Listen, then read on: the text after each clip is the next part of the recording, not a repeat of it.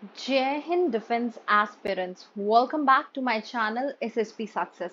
For any query regarding SSP and AFSP, please join our Telegram channel whose link is given in the description box. And for more updates regarding SSP and AFSP, do subscribe our YouTube channel SSP Success. So today we are going to cover India-Nepal relation that was in news, and it is very important for your upcoming SSB and AFSP in terms of GD and lecture. So let's get started with our topic. देखो, अगर हम context की बात करें तो context क्या है? Context ये है कि जो नेपाल के पीएम हैं इंडिया में 4 डे की विजिट पर आए। देखो, बहुत कम कंट्रीज है जिनके साथ इंडिया के का इतने क्लोज रिलेशन है जितने की नेपाल के साथ है।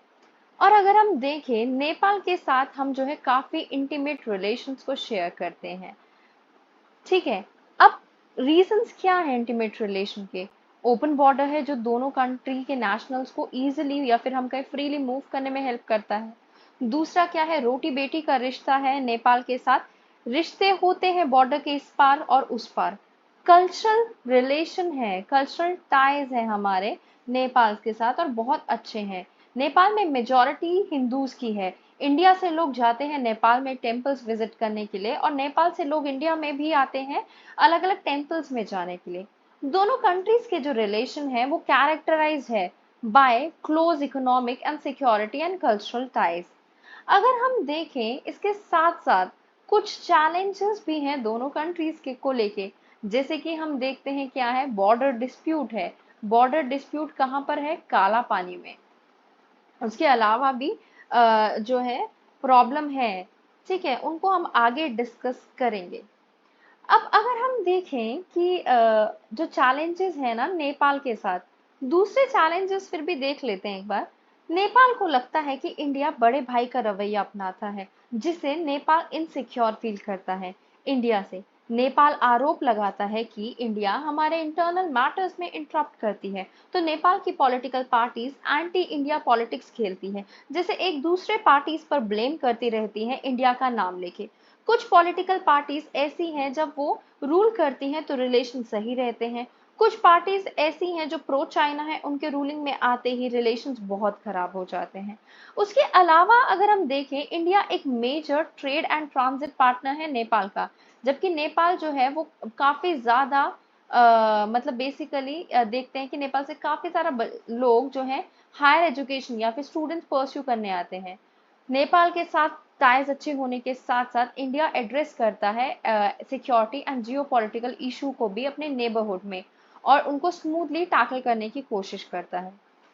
देखो, एक चेंज ऑफ गवर्नमेंट जो नेपाल में आया कब? विद द फॉल ऑफ हॉइकिश रेजाइम, जिसकी वजह से क्या हुआ, खगड़ा प्रसाद शर्मा ओली और उन्होंने क्या किया, रिस्टोरेशन किया प्री 2022 इलेक्शन नेपाली कांग्रेस का, और मॉइस्ट अलायंस बनी जिन्होंने पावर को रेज किया या फिर हम कहें एक्सपेक्टेशन ऑफ थॉ, मतलब इसमें जो भी पावर थी उसको बढ़ाया।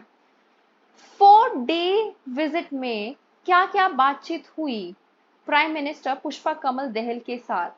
ये जो इरिटेंट है ना टाइज के साथ, टाइज का दोनों कंट्रीज के बीच में, वो क्या है? वो एक तरीके से हम ये भी कह सकते हैं दोनों कंट्रीज अगर मीट कर रहे हैं तो एक पॉजिटिव मेजर है सो दैट दोनों कंट्रीज के रिलेशन में बेटरमेंट आ सके।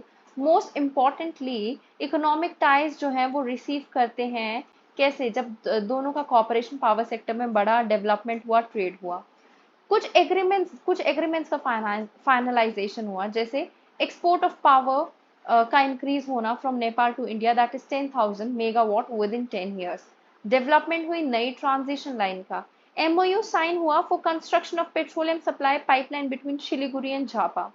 उसके साथ साथ एक्सटेंशन हुआ किसका? एग्जिस्टिंग पाइपलाइंस एंड कंस्ट्रक्शन का ऑफ अ न्यू टर्मिनल वो पॉजिटिव। बट ये जो हाईलाइट है ना मिस्टर दहल के विजिट की, वो उसमें एक एग्रीमेंट जिसको फॉरवर्ड लेके जाया जाएगा कि इंडिया का जो प्रपोजल था किस चीज के लिए, एक्सपोर्ट करना नेपाल के हाइड्रो पावर को कहाँ पे? बांग्लादेश में थ्रू इंडियन टेरिटरी। ये जो सक्सेस है देहाल के विजिट का, इसको असेस किया जाएगा जब ये एग्रीमेंट्स जिनकी बात की जा रही है उनसे हमें रिजल्ट देखने को मिलेगा। और ये जो प्रोग्रेस मिलती है दोनों मतलब मिली है दोनों के रीसेंट इंडियन वेंचर जैसे रेल कनेक्टिविटी और हाइड्रो इलेक्ट्रिविटी प्रोजेक्ट के साथ, वो भी काफी एनकरेजिंग है। न्यू दिल्ली एम्फसाइज करता है नेपाल के साथ अपने टाइज को और स्ट्रॉन्ग करने के लिए और एक फोकस अप्रोच अपनाने के लिए, सो दैट ये जो डेवलपमेंट प्रोजेक्ट्स हैं उनको बेसिकली ऐसा होता है एक्चुअली, देखो इंडिया नेपाल के साथ प्रोजेक्ट तो साइन कर लेते हैं, लेकिन इंडिया ना काफी डिले करता है प्रोजेक्ट को पूरे करने के लिए, इसलिए नेपाल फिर जो है चाइना की तरफ मुड़ जाता है और टाइज में फिर दिक्कत हो जाती है। इसके साथ साथ इंडियन गवर्नमेंट काफी less intrusive, it has suited that कि इंडियन गवर्नमेंट जो है वो लेस इंट्रूसिव अप्रोच अपनाती है to complicated internal political dynamics, किसकी, नेपाल की। स्पेशली ये परसेप्शन भी है कि इंडिया का जो इंटरफेरेंस है मधेसी एजुकेशन में लास्ट डेकेड, उसकी वजह से एंटी, हम ये भी कह सकते हैं इंडिया के खिलाफ लोगों के मन में ये है कि वो उनके इंटरनल मैटर्स में प्रॉब्लम क्रिएट करने की कोशिश करती है। उसके साथ साथ आप एक चीज और देखो, यहाँ पे ये है जो हम कह रहे थे ना, एक बॉर्डर डिस्प्यूट है इसका, इंडिया और नेपाल का काला पानी, तो यहाँ पे वो बॉर्डर डिस्प्यूट है।